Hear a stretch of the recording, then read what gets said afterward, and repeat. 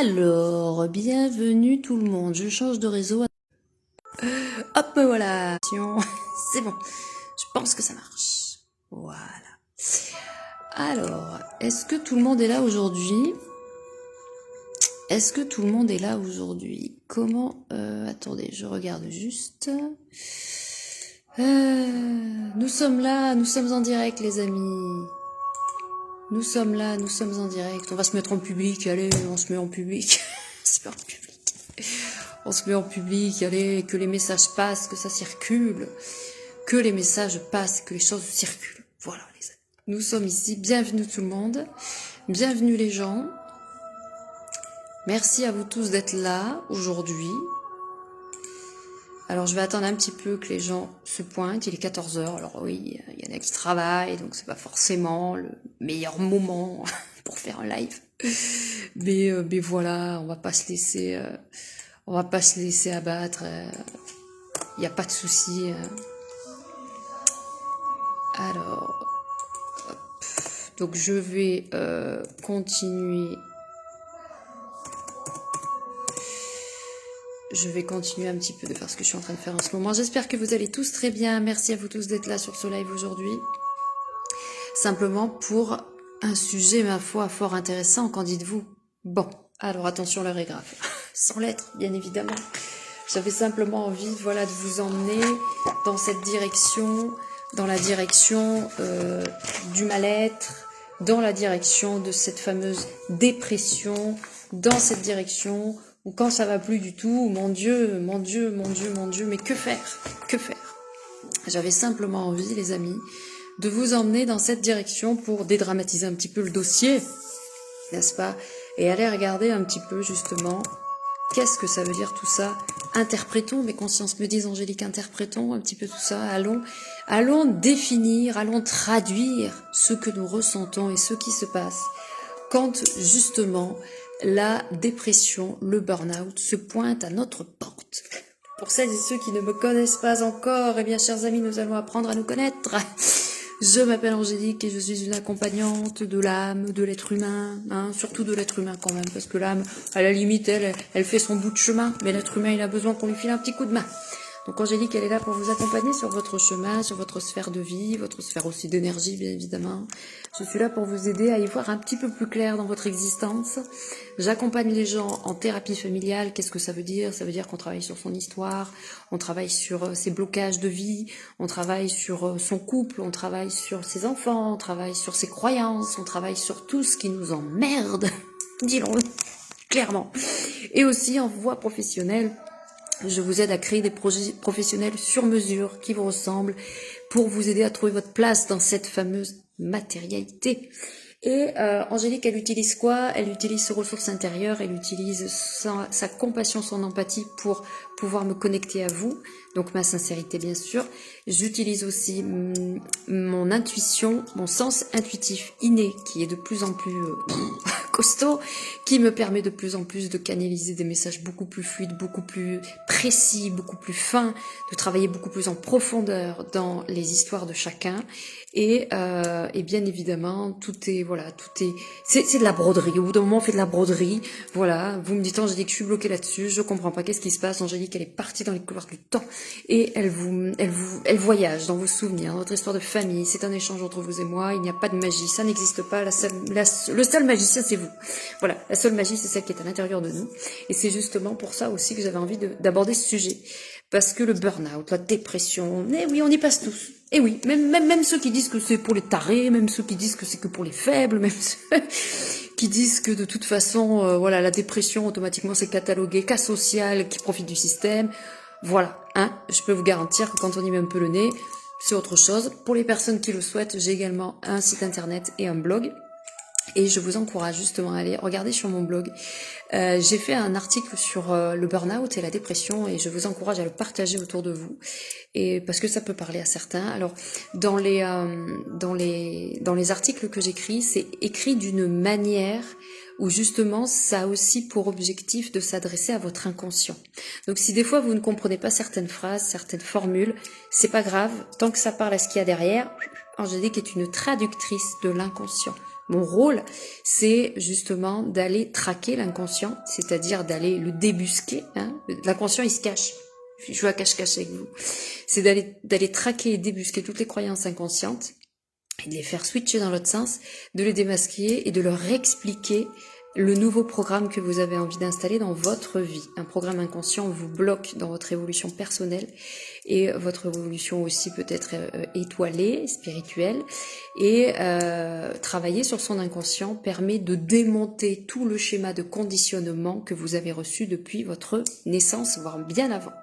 Voilà, c'est en cela que consiste mon travail. Si peu de choses, ma foi. Alors, merci à vous tous. Alors, qui est là? Bonjour Dani. Merci Dani. Merci, cet article t'a plu. C'est parfait, ma chère Valérie. Tu as réussi à être là. C'est parfait, ma chère Françoise. Bonjour Françoise. Le Canada est avec nous. Donc voilà, les amis. Alors, le burn-out, la dépression. Alors, mes consciences nous disent, Angélique, première chose, hein, on change pas une équipe qui gagne. Qu'est-ce que le burn-out? Alors, je vais sur Internet. Je suis idiote. Je vais sur Internet. Je mets la définition du burn-out. Alors, le burn-out, on me dit, est très... Ah oui, mes consciences me disent c'est très à la mode. C'est alors l'effet de mode, épuisement professionnel. Déjà mes consciences me disent juste le titre nous suffit, ça nous donne toute la totalité du truc, alors le côté anglicisme du truc. Voilà, en gros le burn-out c'est, alors eux ils disent que c'est un syndrome d'épuisement professionnel. Moi je l'associe bien sûr à la dépression, parce que pour moi c'est la même chose. Le burn-out, la dépression, que ce soit sur le plan professionnel, que ce soit dans sa vie pro ou dans sa vie personnelle, c'est qu'en fait on est arrivé tellement haut dans la pression qu'à un moment donné, ça veut péter, mais sauf qu'en fait, là, c'est comment qu'on appelle sur un volcan, la caldeira? Il m'envoie le schéma des volcans, les gars, il faut que je me rappelle mes cours de 6e. Ouais, non, mais attendez, je les revois les cours de 6e, mais je dormais à moitié, donc c'est pas terrible. Et je crois que c'est ça. Enfin bref, en haut, il y a un chapeau, et en fait, ça coince. Et en fait, quand on est en dépression, c'est... En gros, c'est ça. C'est qu'en fait, à un moment donné, notre corps, on tire tellement sur la corde, on fait subir tellement de choses à notre corps, des choses qui, le corps, il dit non, non, non, non. Et nous, voilà, nous, on dit oui, oui, oui, oui. Et donc, automatiquement, et ben, le corps, qu'est-ce qu'il fait au bout d'un moment? Il lâche. On me le dit de le faire comme ça. Il lâche. Donc c'est à la fois une fatigue profonde, un désinvestissement total, le sentiment total d'être inutile, d'être en échec, d'être responsable de toutes les peines du monde, d'être responsable de tout ce qui se passe, d'être incompétent dans tous les domaines, que ce soit sur le plan personnel, sur le plan professionnel. Bref, le burn-out, la dépression, c'est carpette, rideau, bonsoir. On est mort, on est foutu, on est là, on sert plus à rien, on croit que tout le monde nous déteste, on croit que tout le monde, qu'on sert à rien, qu'on a fait que des erreurs dans notre vie. Vous avez le rouleau, vous avez le bout du rouleau, mais vous êtes encore plus loin. En gros, la dépression, le burn-out, c'est ça. Alors, il y en a qui le vivent très très mal. La dépression peut arriver après plein d'événements de notre vie, des deuils surtout. Je le vois souvent sur les deuils, parce qu'en fait, on n'arrive pas à faire les deuils. Mais qu'est-ce qu'un deuil, chers amis? Sachez, les amis, que le deuil, par exemple, on le rencontre dans notre vie plusieurs fois. Vous saviez ça? Plusieurs fois. Quand, par exemple, on quitte un travail, parce qu'on change d'entreprise, il y a un deuil à faire, puisqu'on change d'environnement, puisqu'on change de personne. Et vraiment, c'est tout ce côté, la dépression, le burn-out, c'est parce que tout a tellement été mis à haute pression qu'à un moment donné, la pression est tellement forte que votre corps, il en peut plus, il est obligé de lâcher. Et en fait, la dépression, souvent, on dit que c'est une bonne chose malgré tout d'y être. Pourquoi? Parce que quand on est en dépression, ben on tombe, on sombre. On n'est pas obligé de sombrer, hein, mais très souvent on sombre, du moins on tombe bas. Et automatiquement, ben, quand vous arrivez au fond de l'eau, quel est le réflexe humain et de survie que vous faites? Vous mettez un coup de pied pour remonter, mais c'est ce qui se passe. Et il y a des gens qui restent dans leur marasme, et qui restent au fond, et qui restent au fond, et qui restent au fond, et qui n'ont pas envie d'en sortir. Et malheureusement, ils sont dans le statut de victime. Et j'ai eu une conversation très intéressante cette semaine avec un travailleur en reconversion professionnelle qui m'expliquait que beaucoup de personnes dans leur vie qui n'avaient aucun projet professionnel et qui n'avaient pas de sens dans leur vie restaient chez eux enfermés avec leurs allocations familiales, leurs revenus de solidarité active et juste de quoi se nourrir, et en fait ne trouvaient pas de travail et estimaient ne pas avoir besoin de trouver de travail, donc de vie sociale, donc de réinsertion, Parce que tout simplement, le fait d'avoir juste de l'argent pour avoir un abonnement à la télé, un abonnement téléphonique, payer leur loyer, encore le loyer était payé par les aides sociales, ça leur suffisait. Et je lui ai posé cette question, je lui ai dit, qu'est-ce que vous ressentez d'un point de vue discernant quand vous voyez ces profils-là? Il me dit, j'ai l'impression qu'il y en a, ils sont en dépression, ils veulent en sortir, mais ils ne peuvent pas. Et en fait, ils avaient pour ordre, on va dire, en tant que travailleurs sociaux et en tant que travailleurs dans la réinsertion, de ne pas aller chercher ces gens-là pour que ces gens-là fassent autre chose. Comme si le système voulait que ça se passe comme ça pour eux et surtout que rien ne change. Et le discours était simple, le discours c'était « Ah mais de toute façon c'est impossible parce qu'ils sont dans une zone de confort et ils n'en sortiront jamais. » Et avec ce type on s'est regardé et on a pensé la même chose. On a pensé la même chose, c'est que justement il est là le piège. C'est qu'il y a beaucoup de gens qui restent dans ces zones-là parce qu'ils ont un statut de victime, parce que soi-disant ils peuvent pas s'en sortir, parce que soi-disant ils n'ont pas les compétences, parce que soi-disant ils n'ont pas les capacités, à la fois cognitives, à la fois professionnelles, personnelles, les ressources internes, il n'y a rien, soi-disant, on leur a fait croire qu'il n'y avait absolument rien. Et alors qu'en fait, c'est pas du tout le cas. C'est pas du tout le cas parce que c'est simplement des personnes à qui on facilite la descente aux enfers. C'est juste des personnes à qui on donne de l'argent pour rester gentiment chez eux, pour ne rien faire, et pour se confondre dans un marasme à 2 balles qui n'a pas lieu d'être. Alors il y a une grande différence entre les personnes qui ne font rien et qui restent chez eux à ne rien faire et que ça leur va, et que le système conforte l'idée de ne rien faire, que c'est très bien, et ceux qui au contraire travaillent énormément, tirent sur la corde énormément.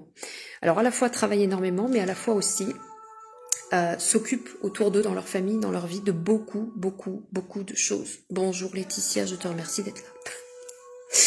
Et en fait, ce qui se passe, c'est que moi, je me suis rendu compte, alors j'ai fait, 3 burn-out dans ma vie, on va le sortir comme ça.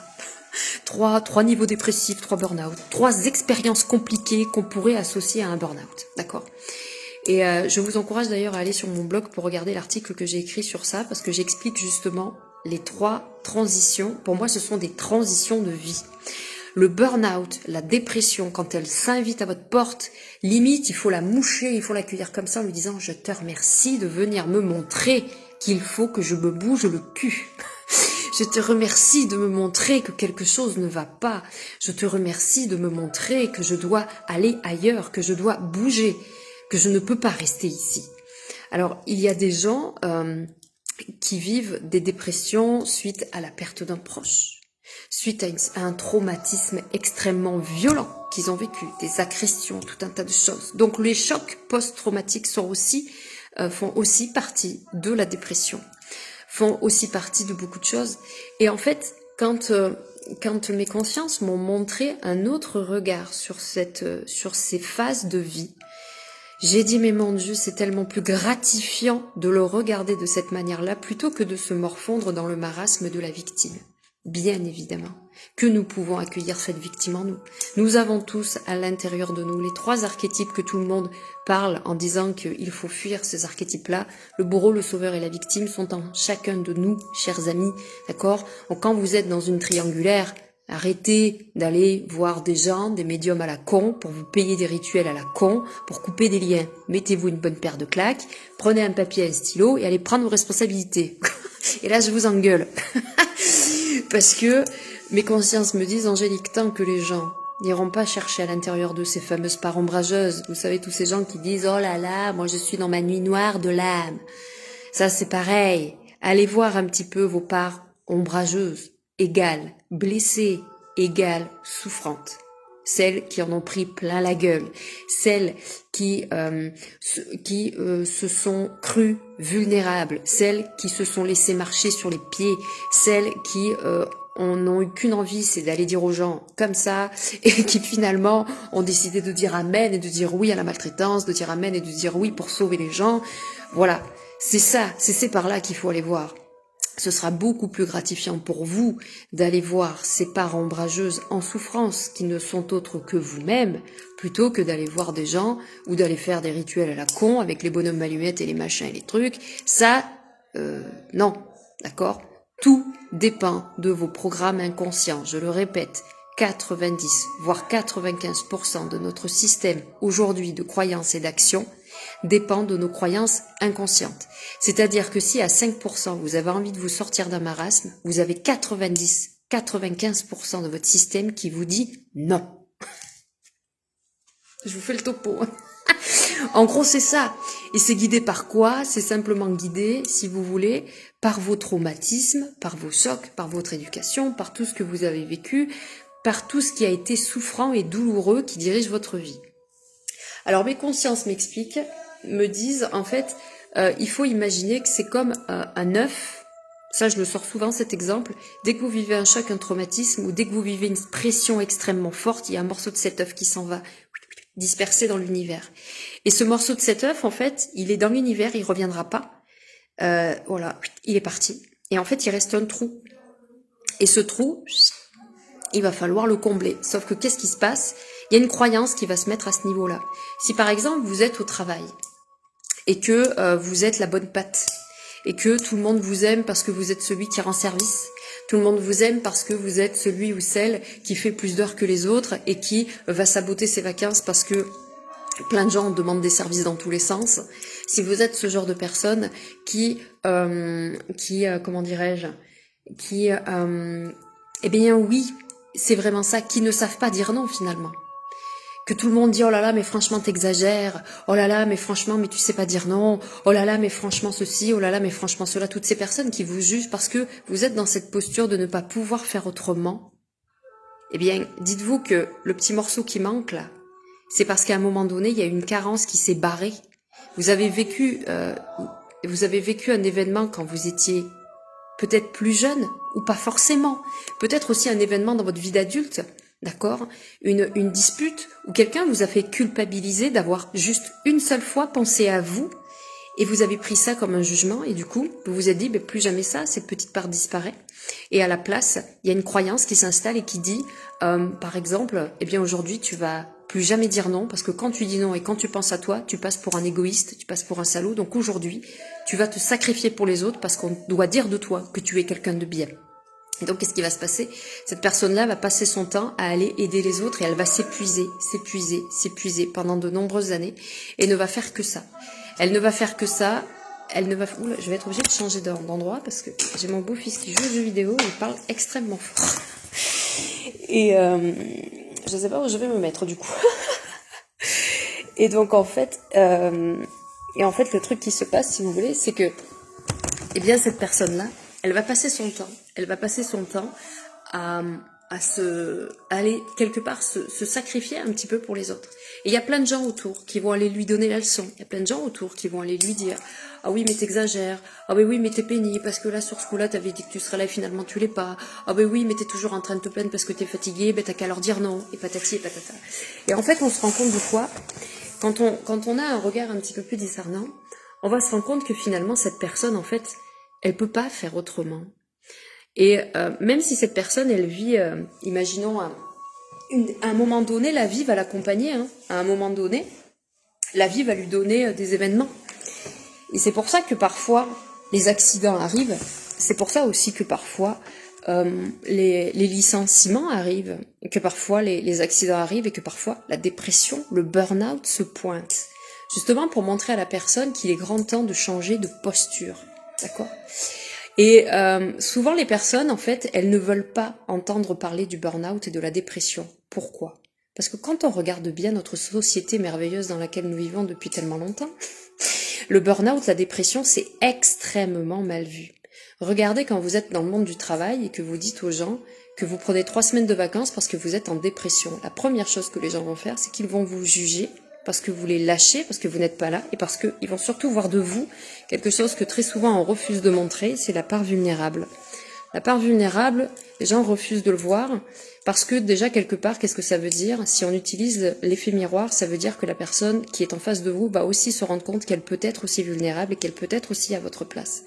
Les gens vont refuser de comprendre, et quand on a par exemple dans le monde professionnel, ou même dans la vie de tous les jours, des gens qui se suicident dans le silence parce qu'ils sont arrivés au bout du bout et qui sont tombés en dépression et qui n'ont pas voulu montrer cette fameuse dépression et montrer cette vulnérabilité à leur entourage, ils vont aller se suicider. Et beaucoup, il y a de gens qui disent mais on n'a rien vu venir, on savait pas, c'est bizarre, tout avait l'air d'aller bien. Oui, mais ce sont des personnes qui dans le silence sont dans une extrême souffrance. Et nous vivons dans un monde où, malheureusement, je me rends compte de plus en plus, et ça fait des années quand même que ça existe, tout doit être parfait, tout doit être beau. Il est interdit de souffrir, il est interdit d'être faible, il est interdit d'être sensible. Nous vivons dans un monde où il faut être des enragés pour réussir. Si vous n'êtes pas, comment dirais-je, si vous n'êtes pas numéro 1, si vous êtes que le numéro 2, ben vous êtes une merde. Si vous vous mettez en arrêt de travail, automatiquement l'entourage va vous juger, même dans le travail, hein, les gens, les collègues de boulot vont vous juger, mais ils vont même pas se rendre compte exactement de ce qui se passe. Alors le problème aussi, c'est qu'il y a énormément de personnes qui abusent de ce système-là. Il y a beaucoup de gens qui se mettent en dépression, en fait ils le sont pas du tout. Et ils profitent de ces instants-là pour aller faire autre chose, d'accord ? Et en fait, on vit dans un monde où on est éduqué de manière encore et toujours sous le joug du patriarcat et sous le joug de je suis un roc et je n'ai pas le droit de montrer que je suis faible parce que la faiblesse est une fois de plus vue comme quelque chose de défavorable, alors qu'en fait la vulnérabilité est une véritable puissance, est une véritable force, d'accord ? Et en fait, beaucoup de personnes qui sont extrêmement mal, pour la plupart, sont des personnes hypersensibles. Nous rencontrons de plus en plus des gens qui s'éveillent, à la fois que ce soit dans la sphère spirituelle ou que ce soit dans la sphère du développement personnel ou ce qu'ils veulent, mais il y a beaucoup de personnes qui se rendent compte qu'ils sont vulnérables, qui sont fragiles, qui sont sensibles et qui sont en dualité à l'intérieur d'eux-mêmes puisque leur éducation leur demande d'être forts, d'être des rochers, d'être des leaders, d'être des lions, hein, d'être des gagnants. Et en fait, ils estiment que être gagnant, être un leader et être vulnérable et être un fragile, ça va pas ensemble. Et ça, c'est vraiment une cassure qui est terrible et néfaste. Et en fait, une personne qui simplement va subir énormément de choses, que ce soit dans le monde du travail ou que ce soit dans la vie personnelle, elle va être dans le refus d'accepter sa part de fragilité. Moi, je rencontre des gens en séance des fois qui me disent qu'ils sont tristes de ne pas se voir évoluer, qu'ils sont tristes de ne pas parvenir à comment dirais-je, à atteindre leurs objectifs. Beaucoup de gens qui sont dans le développement personnel et qui veulent accompagner les autres, mais qui n'y arrivent pas parce que ils se sentent pas super alignés ou parce qu'ils sentent qu'il y a quelque chose qui bloque. Et en fait, quand on se connecte un peu à la situation, on va se rendre compte que c'est seulement leur part hypersensible et vulnérable qui ne peut pas venir boire le thé à la table parce qu'il y a ce côté réussir, rocher, leader qui est toujours en place. Et donc, en fait, si vous voulez, la vie, elle emmène des événements dans la vie des gens qui leur montrent que, à un moment donné, il faut changer d'état. À la fois d'état d'esprit, à la fois d'état corporel, à la fois d'état de pensée. Et quand mes consciences, dernièrement, m'ont proposé d'avancer encore un peu plus dans ma propre évolution professionnelle, surtout, bien évidemment, moi je pars du principe que la profession et le personnel ne peuvent pas être dissociés. Quand vous êtes au boulot et que on vous dit tu laisses tes problèmes personnels chez toi, c'est quasiment impossible. Ce n'est pas possible de faire ça, on ne peut pas être dissocié. Automatiquement, que ce soit l'un ou l'autre sujet va avoir de l'impact dans l'une ou l'autre maison. D'accord ? Et donc en fait, mes consciences me disaient, si tu veux qu'on te fasse avancer à la prochaine étape, il va falloir que tu enlèves des pots d'oignon sur toi et que tu changes ta façon de voir le monde, à la fois ton monde intérieur, mais pas forcément le monde extérieur, d'accord ? Et en fait, j'avais des événements autour de moi dans ma vie, dans mon environnement personnel, qui me montraient que quelque chose n'était pas accueilli. Il y avait quelque chose qui n'était pas accueilli. Et mes consciences, un matin, m'ont demandé qu'est-ce que je ressentais là, tout de suite maintenant, dans l'instant présent. Et le sentiment qui était venu, c'était le sentiment de tristesse. Et quand on a été pioché, qu'est-ce que c'était vraiment que le sentiment de tristesse ? Eh bien, tout simplement, c'était... mes consciences m'ont dit, ce sentiment-là de tristesse, tu vas l'associer à un état d'esprit. Tu vas l'associer à quelque chose. Ça te fait penser à quoi ? Ça ressemble à quoi ? J'étais là, je réfléchissais et mes consciences me disaient, tu as déjà vécu ce truc-là, par 2 fois, rappelle-toi. Et là, en fait, il y a 2 souvenirs qui sont revenus. Le premier, ça a été... à l'époque, je travaillais dans les travaux publics et j'ai travaillé avec, je travaillais qu'avec des hommes, on est bien d'accord, pendant des années. Mais surtout, j'avais travaillé avec un chef extrêmement tyrannique qui m'avait persécuté pendant 1 mois à peu près. Hein. C'était tous les jours des brimades, des moqueries. Il me faisait faire le travail de 5 personnes en une fois. Enfin, c'était vraiment une pourriture en puissance. Et ce monsieur a vraiment usé de son autorité pour me faire craquer, clairement. Il supportait pas les femmes, parce que pourquoi? Tout simplement parce que chez lui c'était sa femme qui dirigeait et lui n'était qu'un matou. Et du coup il utilisait son pouvoir, mais pas que sur moi, hein, sur d'autres employés. Il était très raciste, c'était quelqu'un de très masochiste et de très sexiste, enfin c'était un cinglé fini. Et vu qu'il était cadre, eh bien, personne disait rien à ce monsieur. Et sauf qu'un jour, eh bien, moi vraiment je me suis sentie dans un tel désespoir, parce que je pensais que c'était moi le problème. Et j'avais cette phrase à l'époque qui me disait, puisque tu es une femme dans un monde d'hommes, tu dois travailler 3 fois plus que les autres pour te voir réussir. Alors ça c'était terrible, parce que ça a fini de me tuer, je pense.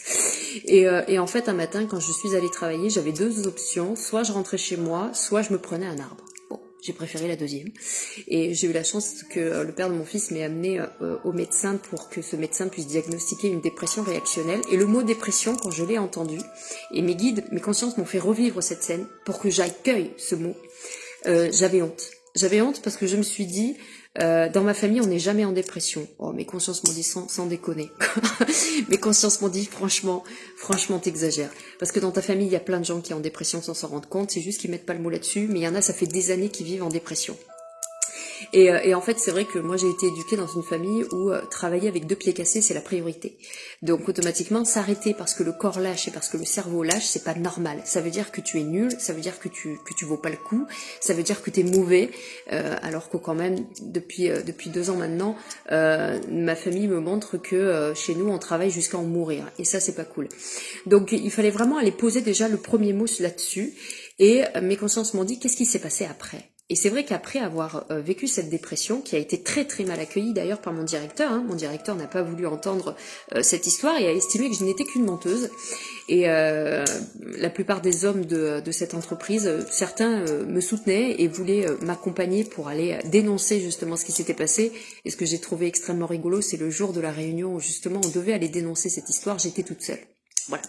Donc automatiquement, les hommes étaient retournés travailler et tout le monde avait baissé la tête et mon directeur m'avait regardé, m'avait dit tu es vraiment un gros problème pour notre société, donc tu vas aller plus loin. Et en fait, il m'avait envoyé à 1 heure de route de chez moi pour aller travailler avec une autre équipe qui a été extrêmement bienveillante, qui a su voir mon talent, qui a su voir mon travail, qui a su me donner ma chance. Ça faisait déjà 4 ans que j'étais dans cette entreprise et on se moquait un peu de moi. Et là, il y a enfin quelqu'un qui m'a regardé correctement et qui a su. Ce sont vraiment des gens qui m'ont aidé et qui m'ont montré que finalement je n'étais pas un problème, mais que j'avais tout à fait les ressources pour faire ce métier.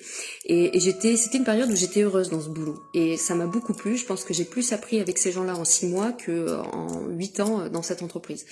Et en fait, mes consciences m'ont dit, donc en fait, tu es passé d'un état dépressif pour gagner un état positif. C'est pas faux. Donc là, il m'emmène sur la deuxième situation. La deuxième situation, finalement, c'était quand j'ai eu à la naissance de mon fils, j'ai fait un baby blues, j'ai fait un burn-out aussi, mais je m'en suis pas rendu compte. Et vu que dans la boîte rose à la maternité, c'est pas forcément écrit dedans et que les médecins ne vous l'expliquent pas forcément et que les gynécologues masculins sont pas très à l'écoute de ce genre de choses, du coup, c'est passé à la trappe. Et en fait, il y a quelques mois, j'ai mis le mot là-dessus. Je me suis rendu compte qu'effectivement, à la naissance de mon fils, pendant 1 année, j'ai fait un burn-out. Et ça, c'est pareil. Le fait de mettre le mot là-dessus, c'était très important de retourner, de le revivre et de me dire, Angélique, ce que tu as fait à ce moment-là, il n'y a eu aucune erreur, tu as fait ce que tu as pu avec ce que tu avais, c'est juste qu'autour de toi, ton entourage ne l'a pas remarqué, même toi, tu ne l'avais pas vu, donc tu ne peux pas leur en vouloir. Et du coup, là, le dernier événement qui s'est présenté, c'est cette idée de passer d'un autre état. Pourquoi ? Parce que ma carrière professionnelle me demande d'évoluer.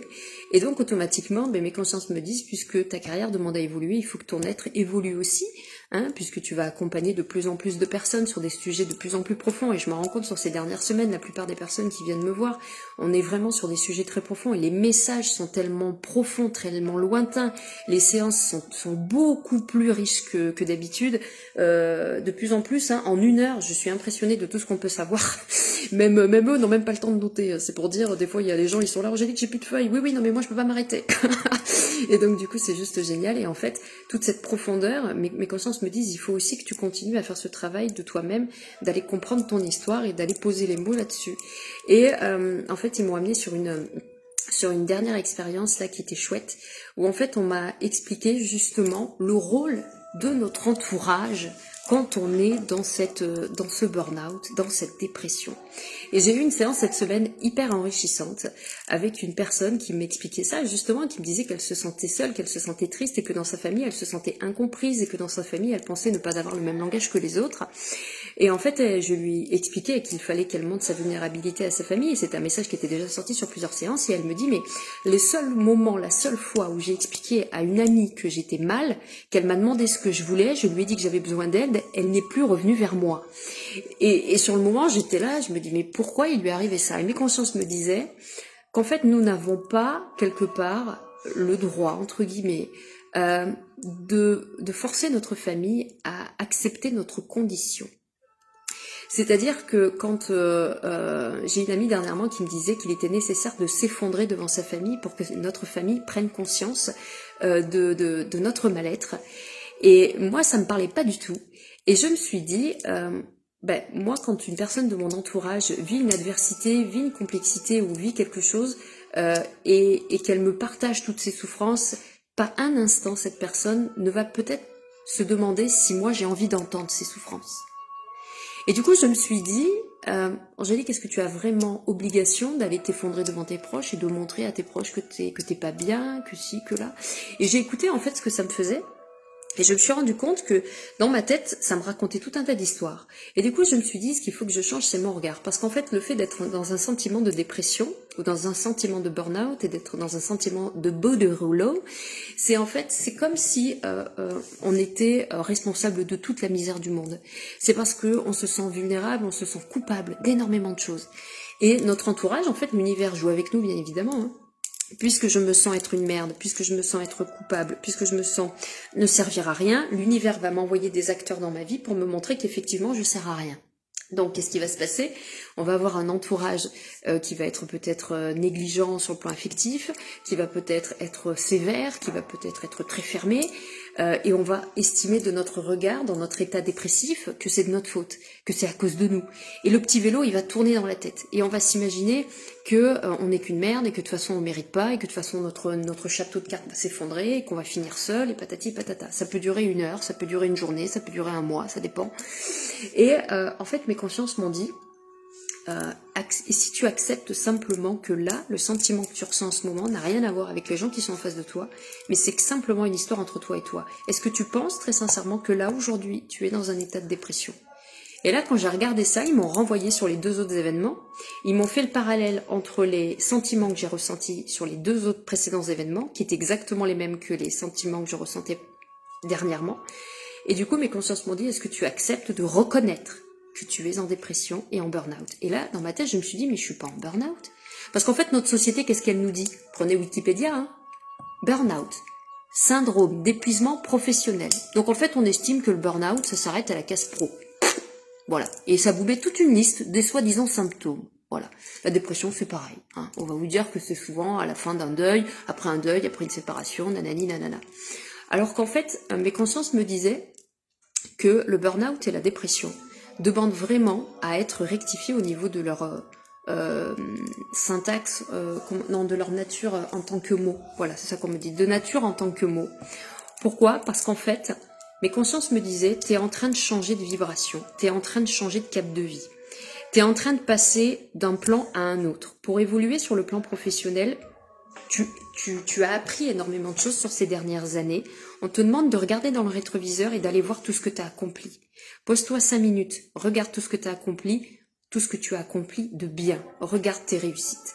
Et là, quand ils m'ont fait regarder tout ça, ils m'ont dit, est-ce que tu as vu d'où tu viens? Tu viens de loin quand même, hein. Donc regarde d'où tu viens, d'accord? Et là, regarde ce que on te demande maintenant de faire. Et là, c'est vrai que quand je regarde la montagne qui se présente devant moi, je me dis, ça va être long, ça va être compliqué. Et c'est en fait le sentiment de regarder cette montagne que je me suis dit, ça va être long, ça va être compliqué, je vais encore en chier, ça va encore durer. Et là, mes consciences m'ont dit, t'es déjà dans le futur, on t'a déjà perdu. Reviens dans l'instant présent. Et mes consciences me disaient, est-ce que tu acceptes aujourd'hui de regarder ce droit, vraiment ce droit d'être fatigué parce que pendant 8 ans là, les 8 dernières années que tu as vécues entre la séparation et aujourd'hui, il s'en est passé des choses. Et tu as été toute seule la plupart du temps pour les vivre, ces trucs-là, et qu'il n'y a pas eu forcément grand monde qui est venu t'aider, même s'il y avait des gens autour de toi, dans le concret, dans le soutien réel, il n'y avait peut-être pas forcément grand monde, et puis tu as aidé aussi énormément de monde à côté de ça. Mes consciences me disaient, on est juste en train de te montrer, Angélique, que tu es en dépression. Et moi, j'étais hyper déçue. J'étais là, je leur ai dit, oh non, putain, mais non, pas une dépression, mais non, mais j'ai pas envie, moi j'ai pas le temps.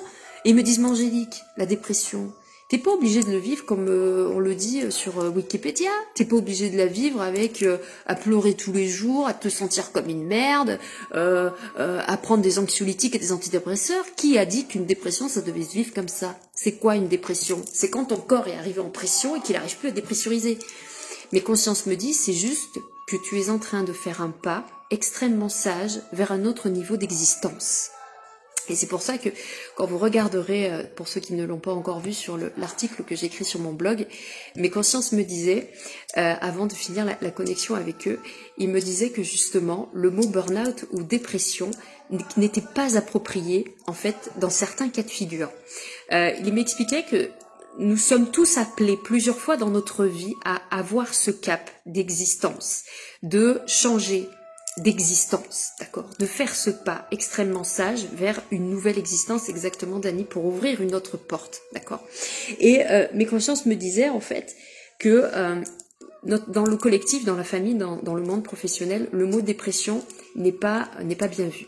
Mes consciences sont en train de me dire là tout de suite maintenant que par exemple on a réussi à reconnaître aujourd'hui l'endométriose et le fait que les femmes puissent avoir des règles douloureuses. Et aujourd'hui, dans le monde du travail, on arrive à reconnaître que les femmes ont le droit à certains congés pour ce genre de choses. Il y a eu du chemin depuis le temps. Et comme je disais à mes consciences il n'y a pas longtemps, et en discutant avec eux, ils me disaient, à quoi ça te fait penser le fait d'avoir ce sas, cet instant de ta vie, ou qu'on rencontre tous plusieurs fois dans notre existence, où on a besoin d'un laps de temps pour faire justement ce relâchement, le fait de dépressuriser. Mes consciences me disaient, ça te fait penser à quoi? Et en fait, je sais pas, je suis où est-ce que je suis partie, mais j'avais le sentiment d'avoir connecté avec des tribus. Alors ça me fait penser, je pense, hein, j'ai pas regardé, j'ai pas fait de recherche là-dessus, mais j'ai le sentiment que dans des tribus peut-être autochtones ou autrefois, on avait conscience que les gens avaient des phases de vie de cette manière-là. C'est-à-dire que les images que je voyais, c'était que juste en regardant les gens, simplement dans le regard, parce que ça me ramenait à cette discussion que j'avais eue avec une amie qui me disait qu'elle avait eu besoin de s'effondrer devant sa famille pour que sa famille voie qu'elle était pas bien, qu'elle avait besoin d'être soutenue. Et moi, mes consciences me disaient, à titre individuel, on est tous différents, donc on va tous fonctionner différemment. Et mes consciences me disaient, comment tu le perçois, toi? Et moi, ce que je voyais, c'était que juste en regardant ses proches, on sait, de manière intuitive, que cette personne-là, elle a besoin de 3 jours de retraite, entre guillemets, 3 jours de couper du monde, ou ne serait-ce qu'un jour pour couper du monde et souffler, pour accueillir cette transition qui est la dépression, le burn-out, donc le passage existentiel. Et ce que j'ai trouvé extraordinaire, c'est de ressentir cette connexion avec ces tribus d'autrefois. Je suis persuadée, j'ai pas fait de recherche, hein, mais je suis persuadée qu'à l'époque, ça se passait comme ça, qu'on permettait, alors ça me ramène aux huttes de sudation. Les huttes de sudation, c'est quand on passe d'un état à un autre. On va dans cette hutte pour retirer toutes les couches, pour aller retirer tout ce qui est douloureux, souffrant, tout ce qui est sur le plan énergétique à laisser des pollutions, je pense que c'est ça. Et du coup, on utilise les huttes de sudation pour se nettoyer. Et ça me faisait penser un petit peu à ça. Et du coup, je disais à mes consciences que pour moi, quand on est très connecté à ses proches et qu'on a le recul d'aller voir un peu ce qui se passe chez eux, rien qu'en les regardant, se connectant à son intuition, sans être médium, sans être magicien, sans être magnétiseur, je sais pas quoi, mais juste en étant connecté avec son intuition et son cœur et l'amour qu'on a pour nos proches, on peut savoir à quel moment l'un de nos proches a besoin de souffler. Et du coup, mes consciences me disaient, en gros, là, t'as envie de quoi? Et en fait, j'avais qu'une envie, c'était marrant, hein, parce que ça faisait déjà 2-3 jours que j'avais envie d'aller dans une église pour écouter des chants d'église, écouter des chants grégoriens, rester dans le silence, ne pas avoir d'écran. Et je ressentais une fatigue physique. Vous voyez, il y avait tout ce truc qui me disait, Angélique, t'es en train de sombrer Mais c'est pas que tu sombres pour finir chiffon carpette à coups d'antidépresseurs, c'est pas ça. Et je critique pas les gens qui prennent des antidépresseurs. Si vous avez besoin d'en prendre, prenez-en, mon Dieu, mais oui, n'arrêtez pas. Mais ce que je veux dire, c'est que moi, dans mon cas, la manière avec laquelle je l'ai vécu, il y avait vraiment cette idée de l'accueillir. Vous voyez, l'image que je vois, c'est comme ça, vous voyez. C'est vraiment de l'accueillir comme ça, c'est-à-dire de me retourner dans mon cocon, de me retourner dans mon œuf, comme dans le ventre de ma mère, et d'être comme ça dans le silence, et pas un mot, pas une parole, et désolé, je peux pas vous donner l'affection dont ce dont vous avez besoin. C'est un peu ce que j'avais envie de dire à mon entourage, quoi.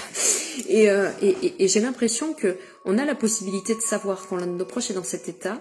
Et dans ces moments-là, c'est pour ça qu'il n'y a pas besoin, vous savez, quand vous posez les mots sur vos ressentis, le mot burn-out ou dépression, on n'est pas obligé de se coller l'étiquette, on n'est pas obligé de se coller dessus. Alors oui, il y en a qui vivent le burn-out et la dépression et c'est pas un problème là-dessus.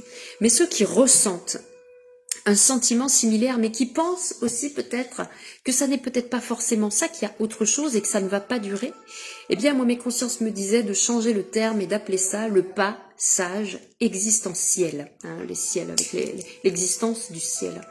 Et c'est vrai que ça m'a beaucoup fait sourire et ce que j'ai beaucoup aimé aussi, c'est le rapport à nos proches, le rapport aux autres. Parce qu'en fait, quand on vit quelque chose comme ça, les gens ont toujours cette tendance à se croire seuls, à se sentir seuls. Et il faut aussi aller comprendre ce que nos proches ressentent.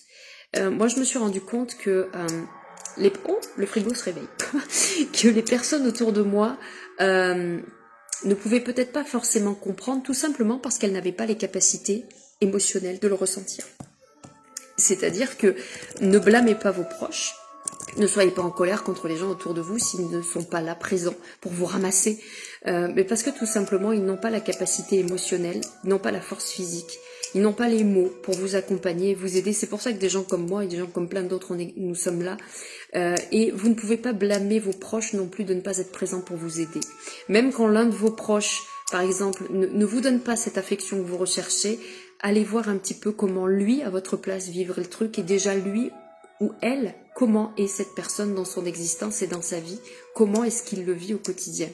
Et j'ai trouvé ça très intéressant de changer le regard et d'aller regarder aussi ce qui se passe chez l'autre, d'accord ? On va éviter de trop recentrer les choses sur soi, d'aller voir aussi ce qui se passe chez les autres. Et quand on vit une dépression, quand on vit un burn-out avec énormément de douleur, que ça dure depuis des années, qu'est-ce qui se passe? Pourquoi est-ce que ça ne s'arrête jamais? C'est parce qu'en fait, tout simplement, vous n'avez pas tourné le projecteur à l'intérieur de vous, d'accord? On va souvent aller chercher à l'extérieur un problème. On va souvent dire que c'est à cause de mon chef de chantier qui con comme la lune, c'est à cause de un tel qui me persécute, c'est à cause d'un tel qui ne m'aime pas. Alors qu'en fait, si je tourne le regard vers moi, qu'est-ce que ces personnes-là qui sont en face de moi et qui me donnent la réplique dans cette pièce de théâtre veulent me dire? C'est juste ça. Moi, quand je m'en suis rendu compte, ça fait longtemps que je me rends compte que cette idée de schéma que les gens viennent nous donner la réplique, ils viennent nous donner la réponse, les gens dans notre entourage ne sont pas la cause de nos problèmes. Ils sont la raison plutôt d'aller voir ce qui se passe à l'intérieur de nous. Hein. Quand je rencontre une adversité avec quelqu'un, qu'est-ce que cette personne vient révéler chez moi? De la colère, de la frustration? D'accord, ok, je vais aller voir sur quel sujet je suis en colère et je suis frustrée. Voilà, c'est juste ça. Et je sais que moi, dans mon cas, sur la première, donc ils m'ont fait étudier bien sûr le premier burn-out que j'ai été voir, et ils m'ont dit, à ton avis, quand tu te cales sur le prisme de la situation, qu'est-ce que ton employeur aurait dû faire? Et en fait, la réponse elle est simple.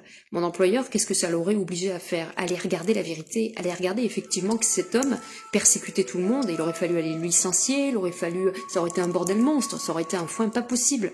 Et en fait, c'est pour ça que ça s'est pas fait. Ce n'est pas moi la raison, c'est eux qui n'ont pas voulu prendre leurs responsabilités. Et le fait de m'avoir fait changer d'équipe à ce moment-là, je me suis retrouvée avec des gens extrêmement bienveillants. Et mes consciences m'ont dit, est-ce que tu as remarqué qu'à chaque fois que tu vis une dépression, entre guillemets, un passage existentiel, il se passe un bénéfice tout de suite derrière. Et c'est vrai, puisque quand j'ai vécu aussi ma dépression postpartum, ce qui s'est passé, c'est qu'en fait j'ai tout simplement été, comment dirais-je, j'ai quitté ma réalité ordinaire, j'ai été vivre autre chose et j'ai commencé mon développement personnel et ça m'a fait énormément de bien. Voilà les amis ce que j'avais envie de vous dire sur le sujet. Donc j'espère que tout ceci vous aura parlé les amis. Pour ceux qui ont des questions, n'hésitez pas, hein, on a encore quelques minutes, je peux aussi répondre à vos questions. Mais n'hésitez pas à aller voir aussi l'article que j'ai mis sur mon blog. J'en ai mis encore un autre, là je suis en train d'en écrire un autre très très sympa, un enseignement que j'ai reçu dernièrement et j'avais envie de vous le partager. C'est justement sur l'idée que la matière peut nous sauver. Hey, il y a mon frangin, il est en direct de la Mécalac, il est au boulot celui-ci. Si t'es avec Jean-Louis, tu t'envoies le bonjour à Jean-Louis et à Tracasse. Et tu dis à Tracasse que s'il a besoin d'une séance, au lieu de se morfondre tout seul dans son coin, ça coûte pas cher, hein, c'est pas remboursé par la Sécu, mais quand même. Regardez justement ce bel article que j'ai mis ce matin qui s'appelle Comprendre l'amour de soi. Allez lire cet article, ça va vous faire du bien, messieurs, dames. Allez lire cet article, il est en toute sincérité, en toute simplicité. J'ai été extrêmement inspirée quand j'ai écrit, c'est vraiment un échange avec mes consciences. Et honnêtement, allez le lire. Et juste derrière, vous avez le nouveau que j'ai mis tout à l'heure, que je n'ai pas fini, je suis en train de faire la mise en page, qui s'appelle le détachement de la matière. C'est une capsule d'enseignement. N'hésitez pas à aller voir. Voilà les amis, écoutez, je vous remercie beaucoup d'avoir été là. J'espère que ce live vous aura fait plaisir. Pour celles et ceux qui ont besoin d'un accompagnement personnalisé, alors nouvelle adresse mail, alors l'autre est valable aussi toujours, hein, angéliqueaccompagnement46@gmail.com, ça c'est la nouvelle adresse mail. L'ancienne pour celles et ceux qui l'ont toujours, soin du corps et de l'âme @gmail.com, c'est toujours bon. Vous pouvez aussi me contacter en message privé, il n'y a pas de souci. Vous pouvez aller voir sur mon site internet, regardez sur mon Facebook, il y a le lien de mon blog et de mon site internet où vous allez avoir les tarifs de mes prestations qui ont changé pour 2024. N'hésitez pas à les jeter un œil, chers amis. Voilà ce que je pouvais vous en dire. Eh bien écoutez, merci à tous d'avoir été là. Faites circuler ce message autour de vous, les amis, parlez-en autour de vous et faites circuler aussi les articles du blog, c'est très important. C'est très important de transmettre les messages, c'est ce qui me vient de plus en plus. Je vous retrouve les amis pour une prochaine vidéo. Alors je ne sais pas quel sera le sujet, nous allons voir, les consciences vont nous y emmener petit à petit, l'oiseau faisant son nid. Et j'espère que de votre côté tout va bien et que ces messages vous auront parlé. Je vous fais une grosse bise et je vous dis à bientôt. Ciao.